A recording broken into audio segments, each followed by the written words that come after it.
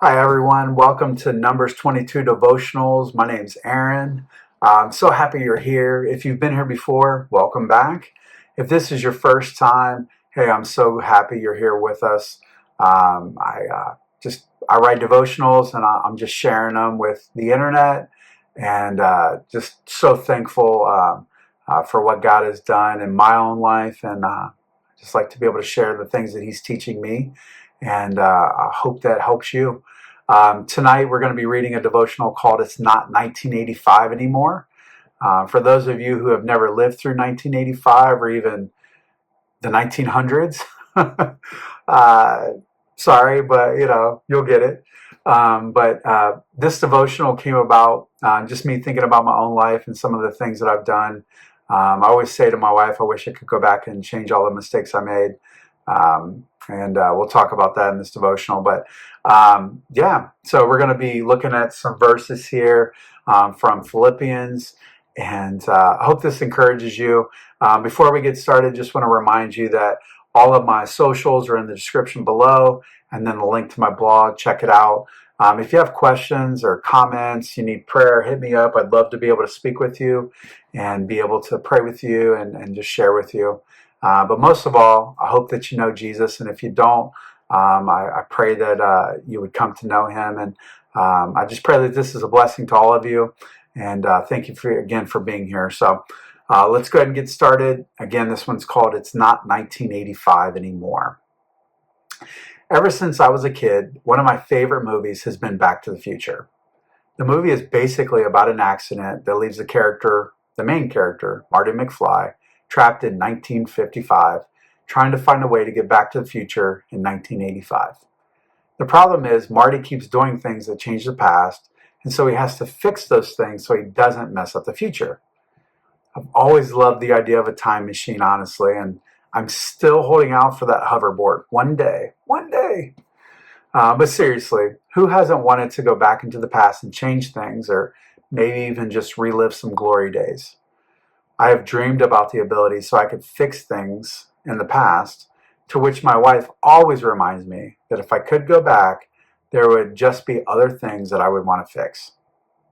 Obviously, she is way smarter than me, because I would totally script the space-time continuum, and that would just cause a mess. But seriously, her point is always reminding me that whether you look at the past with tears of joy or just tears, we all have a past of good and bad. In Philippians chapter 3, we see God using the Apostle Paul to give us an example of a past that has some achievements and pain, and teaches us how we are to handle it, and also, most importantly, how to move forward. So let's take a look at verses 5 through 7 of Philippians chapter 3. Circumcised the 8th day, of the stock of Israel, of the tribe of Benjamin, a Hebrew of the Hebrews. Concerning the law, a Pharisee. Concerning zeal, persecuting the church. Concerning the righteousness which is in the law, blameless. But whatever things were gained to me, these things I have counted as loss because of Christ. Okay, so we see Paul had some big achievements that would have taken a lot of time, money, and large amounts of effort on his part, things that he could have been really proud of. For most of us, these would have been certificates framed on a wall with all of our accolades. But then we see something that he mentions among these high achievements that feels very out of place: the persecution of the church. Now, many of us would have stopped before that part or even given a pause and a brief explanation on shame. Let's be honest. It's always easier to share the high points of our past and hide the parts that feel not worthy or dirty. But as I mentioned earlier, we all have a past that has good and bad. See, among other reasons for mentioning these things, Paul knew that whatever his past was, God had redeemed him. You and I, who know Christ, have this same assurance for our past, no matter what is there. So if we are redeemed, how do we move forward beyond our past? Well, let's go back to Philippians chapter 3, and let's look at verses 13 and 14, which say, "Brothers and sisters, I do not regard myself as taking hold of it yet, but one thing I do, forgetting what lies behind and reaching forward to what lies ahead, I press on toward the goal for the prize of the upward call of God in Christ Jesus. So there we have it. When our focus is on Jesus, everything else dwindles in comparison. So I ask you, how are you looking at your past? Have you given that past to Jesus, and are you trusting him with your future eternity? Remember, we all have a past, and God will use everything as only he can, good and bad. We may not be able to go back to 1985, 1955, or even 2015, but our story, the whole thing, is for God to showcase his grace and his love. So allow God to use your story, the good and the bad, however he chooses. Then remember to keep your eyes and heart focused on Jesus and not on your circumstances, and certainly not on your past.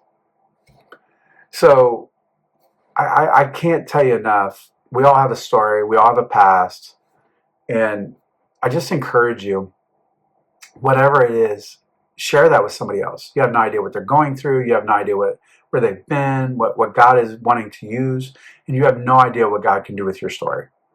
And so I encourage you today, use that story that God has given you, share what he's done in your life. If you don't know Jesus yet, I encourage you, reach out, talk to somebody, find someone that knows Christ, see what Jesus is about. Ask him to show himself to you.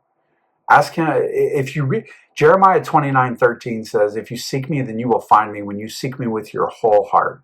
So if you're really looking for God, you'll find him. And he's everywhere. He's all around us. I mean, he is everywhere. So, and he's given us evidence everywhere. So if you want to know God, he is available. Today is the day of salvation. So again, it's Aaron with Numbers 22 Devotionals. I appreciate you being here tonight. Again, comments, questions, prayer, hit me up. Let's talk. But again, I just bless you. Thank you for being here. I appreciate you. Until next time, God bless.